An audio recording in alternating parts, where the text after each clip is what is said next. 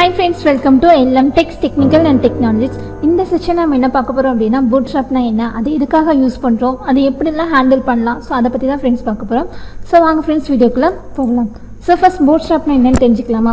So bootstrap அப்படிங்கிறது நம்ம make பண்ணுற ஒரு வெப் பேஜை இல்லைனா வெப் பேஸ்ட் ஆப்பை வந்து ரொம்பவே ரெஸ்பான்சிவாக மேக் பண்ணுறதுக்கு இந்த bootstrap நமக்கு யூஸ் ஆகும். ஸோ நம்ம வந்து ரெஸ்பான்சிவாக என்னென்னு ஃபஸ்ட்டு தெரிஞ்சுக்கலாமா.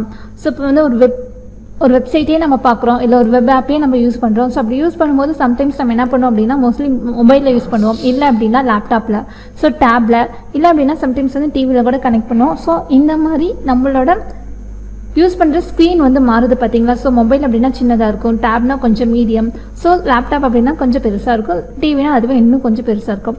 ஸோ இந்த மாதிரி யூஸ் பண்ணுற விதத்தை பொறுத்து நம்மளோட ஸ்க்ரீன் வந்து அப்படியே அந்த டிவைஸ்க்கு ரெஸ்பான்சிவ் ஆகும். ஸோ அந்த ரெஸ்பான்சிவை நமக்கு எங்கே கொண்டு வரலாம் அப்படின்னா இந்த bootstrapல தான் நம்ம கொண்டு வரலாம்.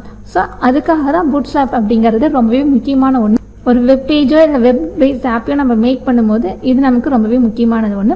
ஸோ இதே ஃப்ரண்ட் அண்ட் மேக் பண்ணுறாங்க அப்படின்னா அவங்களுக்கு இது ரொம்பவே யூஸ்ஃபுல்லாக இருக்கும். இதனால் அப்படின்னா இதில் இருக்க கிளாஸஸை யூஸ் பண்ணாலே போதும், இதில் இருக்க காம்பனன்ட்ஸ் அவங்க ஜஸ்ட் வந்து அவங்க கோடில் இன்சர்ட் பண்ணால் போதும், அவங்க வந்து ஈஸியாக அவங்களுக்கு வந்து ரெஸ்பான்சிவ் வெப் பேஜோ வெப் ஆப்பையோ அவங்களால மேக் பண்ணிக்க முடியும். ஸோ இந்த bootstrap அப்படிங்கிறது எதுலேருந்து இதெல்லாம் மிக்ஸ் ஆகியிருக்கு அப்படின்னு பார்த்தோம்னா HTML, CSS ஸ்டைலுக்காக, அப்புறம் வந்து ஆக்ஷன்ஸ் வந்து JavaScriptக்காக, ஸோ இதெல்லாமே மேக் ஆகி தான் இருக்குது.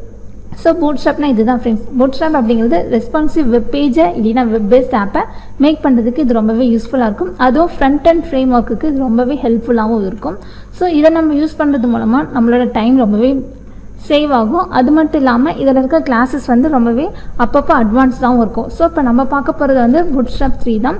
ஸோ ஃபஸ்ட்டு பேசிக்ஸை ஃபுல்லாக நம்ம கற்றுக்கிட்டு அதுக்கப்புறமேட்டு bootstrap 4 அப்புறம் லாஸ்ட் வெர்ஷன் என்ன வந்திருக்கோ ஸோ அது எல்லாத்தையுமே நம்ம என்ன பண்ணலாம் அப்படின்னா இந்த bootstrap 3 அதாவது பேசிக்ஸ் முடிஞ்சதுக்கப்புறம் அப்படி இப்படி நம்ம கண்டினியூ பண்ணிக்கலாம். ஸோ எல்லா வெர்ஷன்ஸையும் நம்ம பார்க்க போகிறோம்.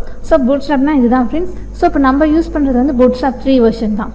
ஓகே ஃப்ரெண்ட்ஸ், நம்ம வீடியோ பிடிச்சிருந்து அப்படின்னா லைக் பட்டனை கிளிக் பண்ணிக்கோங்க. நம்ம சேனலில் போடுற வீடியோஸ் உங்களுக்கு தொடர்ந்து வரணும்னா சப்ஸ்கிரைப் பண்ணிக்கோங்க. அப்படியே பக்கத்தில் இருக்க பெல் ஐக்கனையும் கிளிக் பண்ணிக்கோங்க. ஃபாலோ பண்ண நீங்கள் ஃபாலோ பண்ணிக்கோங்க. உங்கள் ஃப்ரெண்ட்ஸ்க்கும் வீடியோவை ஷேர் பண்ணிக்கோங்க. Okay friends, thank you.